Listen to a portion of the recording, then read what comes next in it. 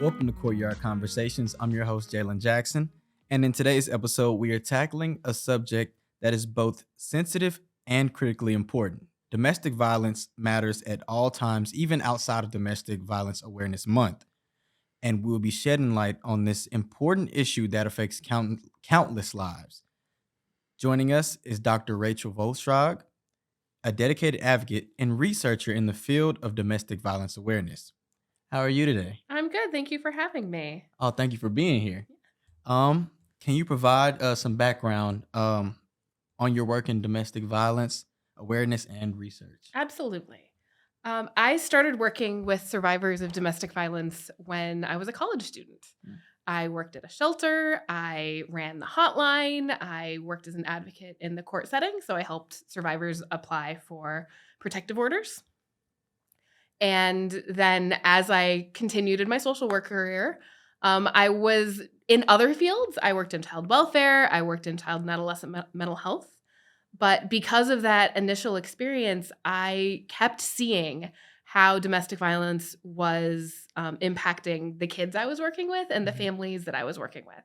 And so after doing my master's degree, I started working at an agency called Redevelopment Opportunities for Women. And at Roe, we specifically worked with survivors of intimate partner violence. And in particular, what we realized and what we really tackled was the economic impact of intimate partner violence. So we provided individual development accounts, which are matched savings, where survivors could save for a car purchase or a home purchase or for their education. We worked on addressing the impact that intimate partner violence has on folks' credit reports or on their housing history that can really be long-term barriers to safety and economic stability. So I would do things like help people pull their credit reports and review them with them and come up with a plan for addressing back debt or identifying where maybe some things had been inaccurately labeled on a credit report that was creating barriers. And I took all of that experience and the stories of all of the survivors I got the chance to work with, and those really inspired my career as a researcher. So I started out working on looking at the impact of economic abuse on students, especially community college students. And since then, I've really expanded to a wide range of research that's really all focused on the needs of survivors, survivor-driven services, and the way that meeting the needs of survivors, matching what the resources are that they're really looking for with what is available in the community can create a situation where violence ends, where families can be stable, and where sort of a cycle of violence doesn't have to repeat. Okay, and you started in college. So what initially got you into this field? So I knew that I was training to be a social worker. I wanted experience working with a lot of different people. And I have a real passion and appreciation for the way that positive family and positive social support can set people up for lives of health and well-being. And so, one of the things that has always been concerning to me is wanting to help create families that are stable and happy and healthy in whatever way is best for that family. And so that's what drew me initially to work with survivors in a shelter setting. And then I was just so inspired by the folks I was working with, the advocates I was working with, and also the survivors and their kids who were living at the shelter and who were doing incredible, making incredible changes in their lives and being creative and resilient and kind and facing huge hardships, but with just a great deal of tenacity. And I just so appreciated that, and I wanted to be part of it. Oh, that's good. That's actually great. We need more people like you. Oh, thank you. And the survivors that we work with. Survivors are amazing. Yes. Speaking of survivors, a lot of people think that domestic violence is only physical, but it can occur in different types, such as mental and psychological. Could you explain those types and help our listeners understand what to look for? Absolutely. So when we talk about intimate partner violence or domestic violence, I think one of the key things to look for is that it's a pattern. So it's something that happens sort of over time. It's repeated. And it's a pattern of coercing and controlling behavior. And that can often include threat of physical violence or actual physical or sexual violence as an aspect or a dimension of that coercion and control, but it also includes things like economic abuse that I was talking about before, where a partner might steal money or withhold money or control finances. Minimizing, denying, and blaming the survivor for the experiences that they're having. Isolation or the control of children, the use of different kinds of privilege, whether that's heterosexual privilege or male privilege or white privilege. Those are all aspects of a survivor's experience and how their identity can come to shape their experience of violence. Okay. And for those who might be concerned about family or friends, what are some signs that they can watch for to indicate? So first, it's important to know that each survivor and each relationship is unique and distinct. So there's not any one set of experiences or indicators that I can say, there it is. But some of the patterns that we see are things like folks who are experiencing isolation in their relationship. So a partner might continue to exert more and more control that results in somebody who was previously a really engaged friend or family member to be more remote or to be more isolated from their support system. Because one of the tactics that folks who use violence or control in their relationship might try to do to maintain or increase that control is limit survivors' ability to reach out to and engage with other support people. Certainly, things like indicators of bruising or physical violence is something that we look to, but also just being really willing and open to listen to people's stories, to notice inconsistencies, and to just share with folks that you're always here for them and that you're available and that you believe what they're telling you. I feel like that can bring a lot of comfort to people. Absolutely. And there are a lot of resources when it comes to domestic violence. Absolutely. Could you share some of those resources and the crisis hotline? Can you share a little bit about those and how they can access them? Absolutely. So in North Texas, we have a good number of really wonderful agencies that specifically work with survivors of intimate partner violence and their families. In Tarrant County, we have Safe Haven of Tarrant County. There are also resources in Doughlas and Collin County.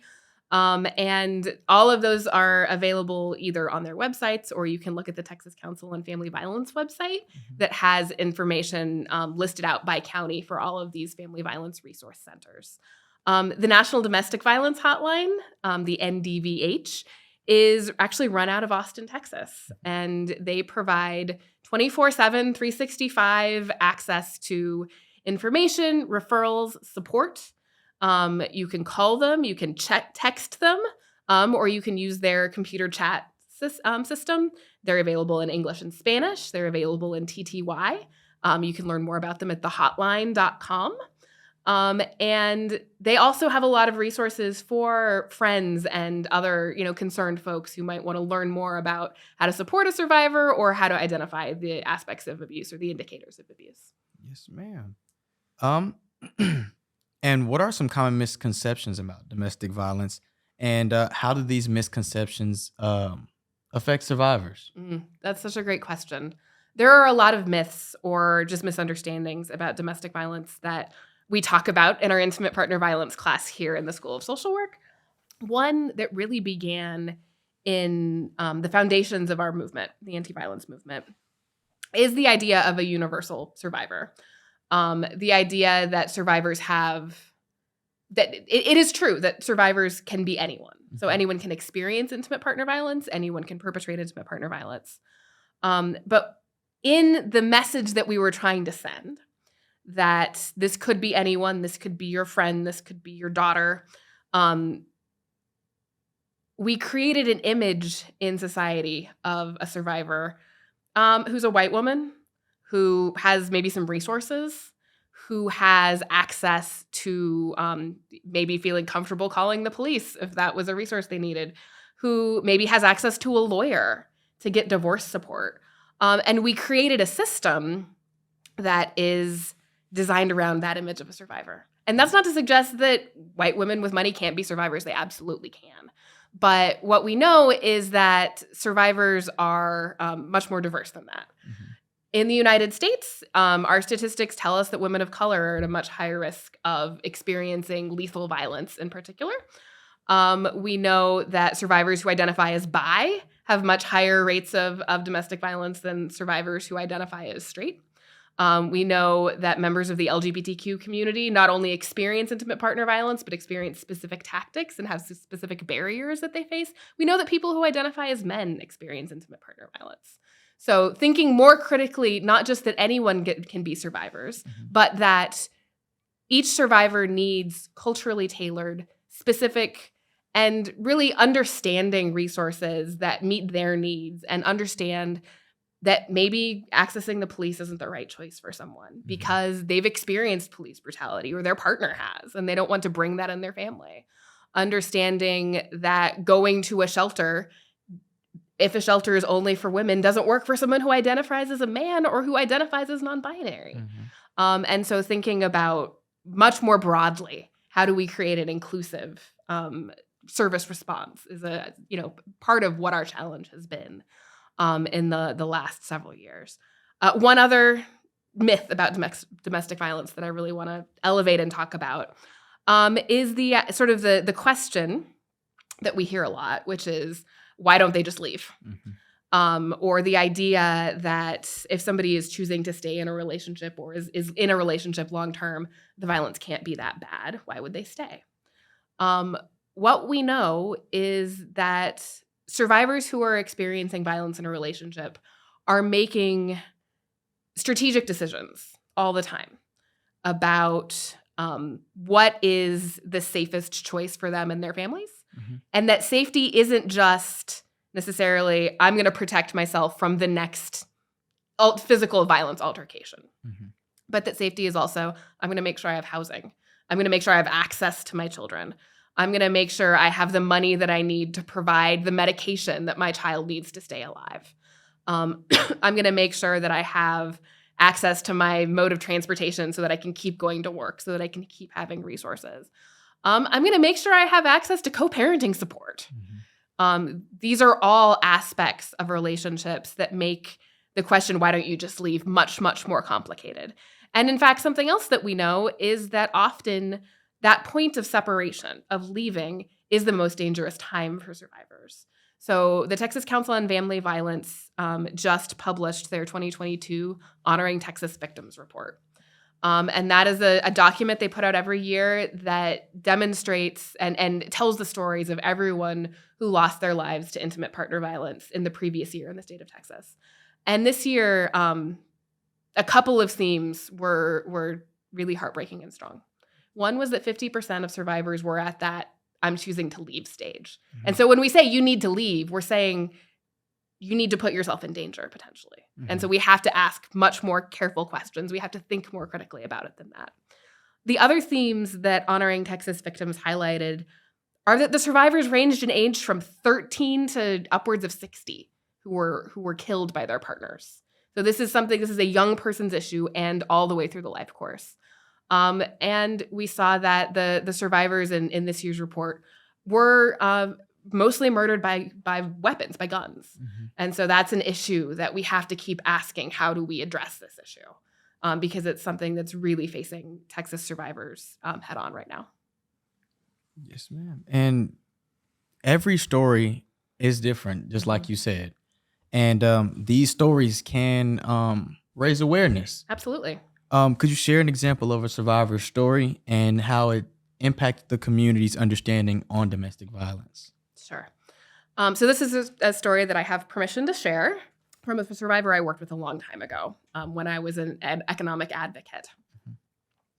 And she's someone who is incredibly brave, and her story highlights this idea that survivors are always safety planning, and that it's our job as advocates not to tell someone how to address their situation, but to point out the amazing things they're already doing and come alongside them and join them in that process. So this survivor had a very coercively controlling partner, especially around things like money and things like keys to the house. So she would generally be locked out of the house if her partner was going to work. And She too had a job, and she wanted to leave the relationship.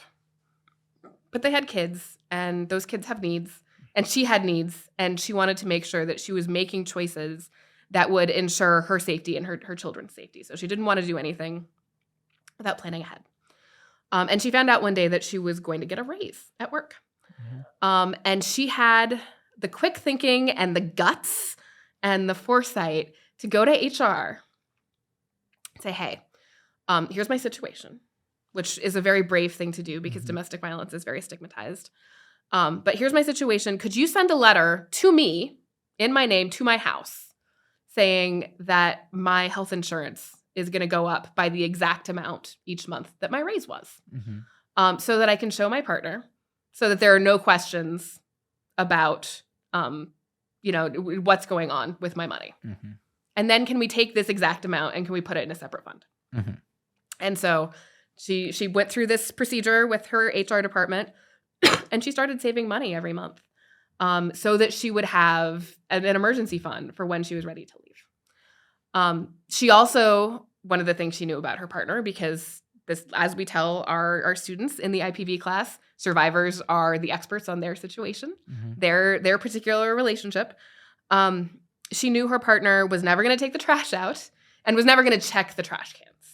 And so the trash cans in this particular place, you put the trash cans by the side of your house, and then you take your trash cans out and you put them at the street once a week for the trash people to come pick up. She started saving documents, spare sets of keys to the house, clothes for the kids, medicine, anything she was going to need, slowly collecting them as she could get them safely and putting them not in the trash can. I mean, in the trash can, but there's like the liner, and then underneath the liner, between the bottom of the trash can and the liner, she put another bag, and she kept collecting things there so that when she was ready to leave, she had the material she needed, she had the money saved, and she could do it all at once in a way that was safe for her.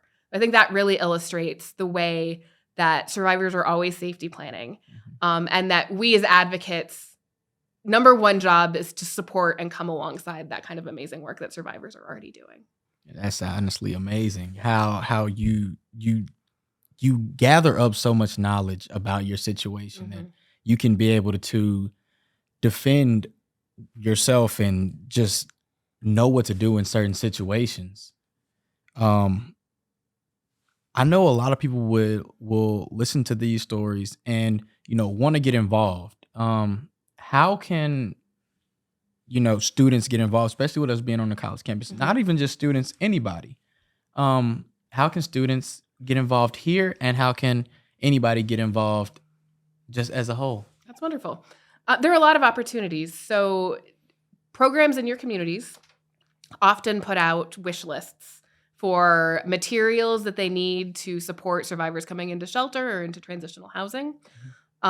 For things to, for kids who are staying in shelter. We're coming up to the holiday season. There are often toy drives for kids who are going to be spending the holidays in shelter so that they have new toys and a great holiday season. Those are all wonderful ways to get involved. On our campus, we have the Relationship Violence and Sexual Assault Prevention Program that have opportunities to get support if students need support, free and confidentially.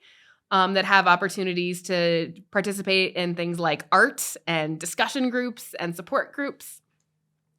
And we also, in our School of Social Work, have a new IPV interest group, a student organization that we're working on launching, and will be even more launched in the spring. And we also have our SurvivorLink AmeriCorps cohort, which is a group of students in the School of Social Work who receive stipends as part of their practicum experiences to do additional education and training the community about intimate partner violence. And students are welcome to reach out to me with questions about that. I'm the faculty coordinator, and so each year we have a new group of about 6 students who get stipends and also get additional training and who share what they're learning back with the community so that we can continue to do this awareness raising work. Okay. And You said y'all are starting up a group. We're starting a new student group. Well, Yeah. it was started in the last spring, Mhm. of about intimate partner violence, and we're continuing to work on getting it launched and identifying, pulling together a charter Mhm. and all that kind of thing. But that'll really be about building awareness here within the School of Social Work and across the campus at UTA. That sounds good. What are some of the key takeaways or messages you hope listeners will take away from our discussion about domestic violence awareness? First, thank you for listening and for caring. I think it's really important. First, always try to just listen, validate, believe what people are telling you. When I teach the IPV class, if my students walk away with 3 pieces of knowledge, one of the ones that I want them to think about and focus on is the idea that when a survivor discloses their experience to you, your number one goal in walking away from that interaction is that they feel comfortable continuing to walk on this journey with you. So that means believing them, being open, expressing empathy, and being willing to say, I don't know if I don't know. Know that you have resources available to you. So even if you're not sure what to do, say, can we call the hotline together? Or can we chat into a chat or text hotline together? I'll be here with you. I'm going to walk alongside you. And then finally, learn about the resources in your community so you know where to go when, if you're training to be a social worker, you're going to come across this. Whether you're going into child welfare or health or aging social work or social policy, you're going to be interacting with people who've experienced intimate partner violence, and it's going to be a factor in the social issues that you care about. And so know who the experts are, know who the specialty community agencies are in your community, and know that you can reach out to them for support when you need it. If you want to learn more about social work and what we do, please visit our website or you can follow our social medias. And if you or anyone you know is experiencing domestic violence, there are resources you can utilize, such as the Domestic Violence Hotline, which you can call at 800-799-7233, and they're available 24/7, like Dr. Voth Schrag said. Or if you are on campus, we have the RVSP, and you can reach them at 817-272-3947 or go to their website. I'm your host, Jalen Jackson, and this has been Courtyard Conversations with Dr. Voth Schrag.